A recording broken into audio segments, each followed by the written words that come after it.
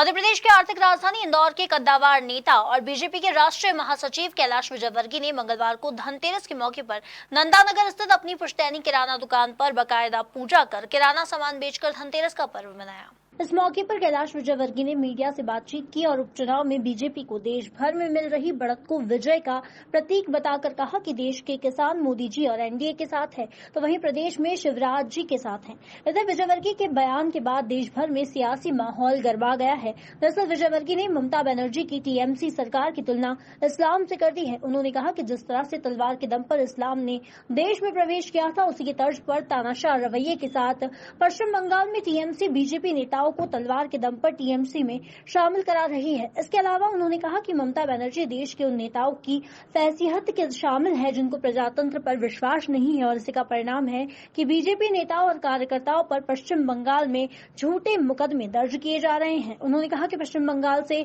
BJP सांसद अर्जुन सिंह पर 120 आपराधिक प्रकरण दर्ज किए जा चुके हैं, वहीं खुद उन पर 20 मुकदमे दर्ज कराए गए हैं। इससे अंदाजा लगाया जा सकता है कि ममता बनर्जी किस तरह से सरकार चला रही हैं। इधर यूपी में कांग्रेस की महासचिव प्रियंका गांधी द्वारा चुनावी रण की तैयारियों को लेकर कैलाश विजयवर्गीय ने कहा कि ये साफ है कि यूपी में कांग्रेस खत्म हो चुकी है। भले ही प्रियंका गांधी खूब मेहनत कर रही है, लेकिन यूपी में अब कांग्रेस के लिए कुछ नहीं बचा। मुझे लगता है जब मैं इस दुकान पे आता हूँ कि माताजी और पिताजी दोनों आशीर्वाद दे रहे हैं और सब ग्राहक भी हमारी तीसरी पीढ़ी है। मतलब ग्राहक भी जो किसी के घर में बहुएं आ गई, किसी के यहाँ नाती पोते जो पहले ग्राहक थे उनके नाती पोते अब आते हैं यहाँ पर, तो सामान भी लेते हैं और अभिवादन भी करते हैं। तो मुझे बहुत अच्छा लगता है कि अपने परिवार के बीच में बैठकर यहाँ पर दुकान पर बैठ जो बीजेपी परिणाम सामने आ रहा है उसको बीजेपी आगे 4 में से 3 सीटों पे आ गई। देखिए, सारे देश के आप चुनाव के परिणाम को देखेंगे तो विपक्ष ने किसान आंदोलन को मुद्दा बनाया था, किसान विरोधी सरकार ऐसा मुद्दा बनाया था और मैं समझता हूं कि इस उपचुनाव ने मैंडेट दे दिया, क्योंकि अधिकांश सीट पर आप देखेंगे, चाहे मध्य प्रदेश की हो, चाहे बिहार की हो, चाहे आसाम की हो, ग्रामीण क्षेत्र की सीटें थी, किसानों की सीट थी और सारी सीटों पर, अधिकांश सीटों पर एनडीए आगे है। इसका मतलब है कि मोदी जी को किसानों ने अपना समर्थन दिया है इस देश में, तो ये सीधा मोदी जी का श्रेय जाता है, मोदी जी के नेतृत्व को श्रेय जाता है। निश्चित रूप में मध्य प्रदेश में हम सभी सीटों पर आगे चल रहे हैं और विशेषकर मध्य प्रदेश का उल्लेख इसलिए करूंगा कि जितनी विधानसभा सीटें हैं ये नेचर से कांग्रेस की है, रेगांव की छोड़कर। पृथ्वीपुर हम कभी नहीं जीते, हम जोबट बड़ी मुश्किल से 1-2 बार जीते हैं, पर जोबट में भी हमारे कार्यकर्ताओं ने जो मेहनत की है, मैं मुख्यमंत्री जी को श्रेय तो मिलेगा ही,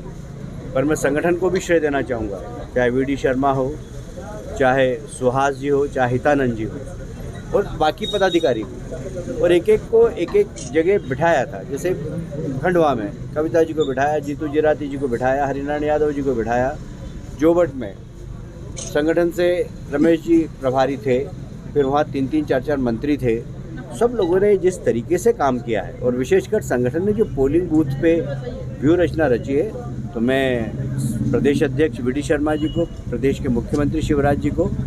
और देश के जो परिणाम आ रहे हैं उपचुनाव के, उसमें मैं माननीय राष्ट्रीय अध्यक्ष नड्डा जी को और विशेषकर प्रधानमंत्री जी के नेतृत्व को बधाई देना चाहता हूं कि सारे देश में रुझान एनडीए की तरफ है। मीडिया से बातचीत के दौरान उन्होंने खंडवा लोकसभा उपचुनाव में बीजेपी प्रत्याशी ज्ञानेश्वर पाटिल को जीत की बधाई देते हुए कहा कि मैं तो सबसे पहले आपको सांसद बोलता हूं। अब उस बात पर जनता ने मुहर लगा दी है। इस दौरान अपनी जीत को निश्चित मान रहे थे। ज्ञानेश्वर पाटिल ने विजयवर्गीय से मांग कर कहा कि खंडवा के 5 साल के विकास कार्य 2 साल में ही करवाना है, तो बीजेपी के राष्ट्रीय महासचिव ने उन्हें आश्वस्त किया कि वे दिल्ली में रहते हैं और हर विकास कार्य को पूरा भी करवाएंगे।